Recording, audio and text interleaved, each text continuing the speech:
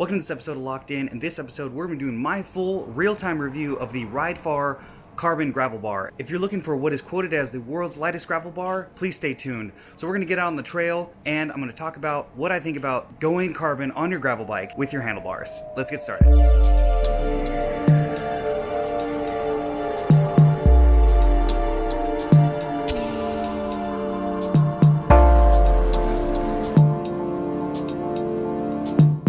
So in this review, we're going to be talking about specs and weight, price, and my final thoughts. Is it worth getting a carbon gravel bar when you're more likely to crash on this bike than your road bike?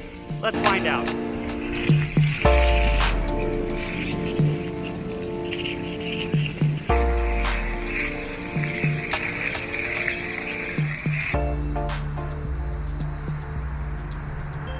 So let's get into specs and weight. These are touted as the world's lightest gravel bar.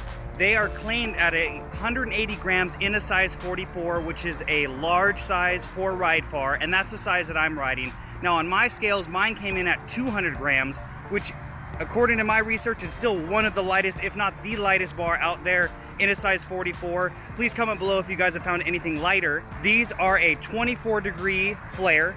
They come in a size 40, 42, and 44 at the hoods.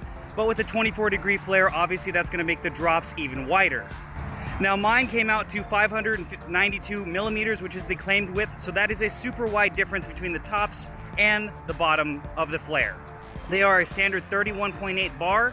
They are obviously fully carbon fiber. Now, they also are Di2 compatible and have internal routing, so that's going to be great for anybody running an electronic group set like Shimano Di2 or Ultegra or GRX Di2, but that is a nice feature that you can use to clean up the bars when setting them up.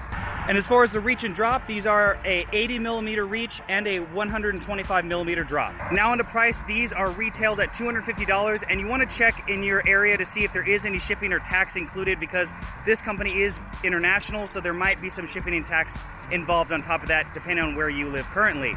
So now let's get into my final thoughts. I'm going to break this into setup, ride quality, and is it worth it? So let's get into initial setup. I'll first say that I have been professionally fitted, and this is my proper stem length and bar setup. I have played around a lot with this shift hood position, angle, and bar rotation. Trust me, I've tried everything.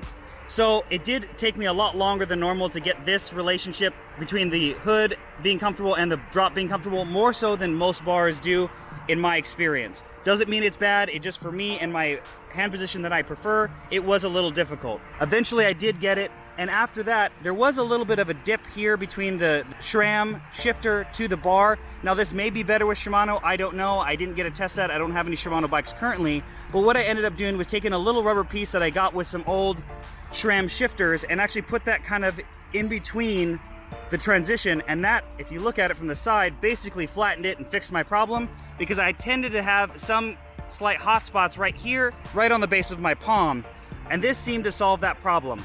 Now this is not something that I would say is a design flaw, it's just how my hands like to be and how I like to ride on my hood position. I like a really flat transition here. This seemed to me more like somebody who might like a traditional bend bar and might like that better. But after that initial setup, I've been happy with these bars and the ride comfort. Now let's get into ride quality. Ride quality is kind of hard.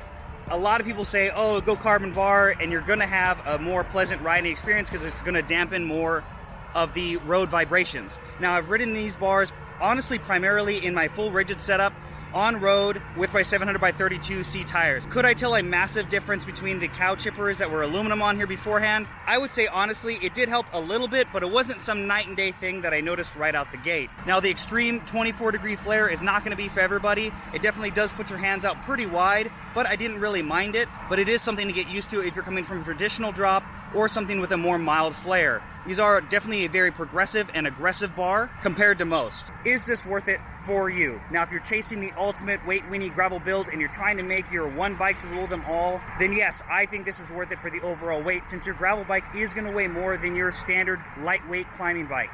Now, is this going to make you go up that hill climb that much faster? Probably not, but it is something that's going to help your overall weight goal, which will help that scenario. And if you haven't seen that video, I use this Cobalt Warhawk as a road bike all the time, and the overall weight difference probably will help, especially on my longer days in the saddle either distance or climbing wise. So I definitely think it can be worth it for someone who's using their gravel bike as a dual purpose bike. Keep in mind, obviously, that if you do tend to crash or are new to gravel and you're worried about that, crashing on a carbon bar, they definitely do recommend to replace it depending on the crash. You do want to untape the bars and check for safety or cracks in it because it will not bend like an aluminum bar. So it is a pricey option that may or may not have an issue if you do end up taking a tumble on your gravel bike. And after the initial setup issues that I had with just my hand position and what I prefer as far as hood to bar drop, I actually really like these. And I think it's a worthwhile upgrade for, again, somebody who's doing a dual purpose road and gravel bike.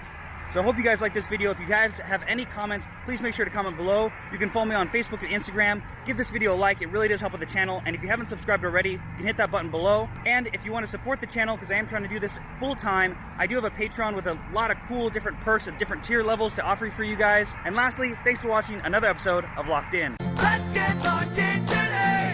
Like tutorials.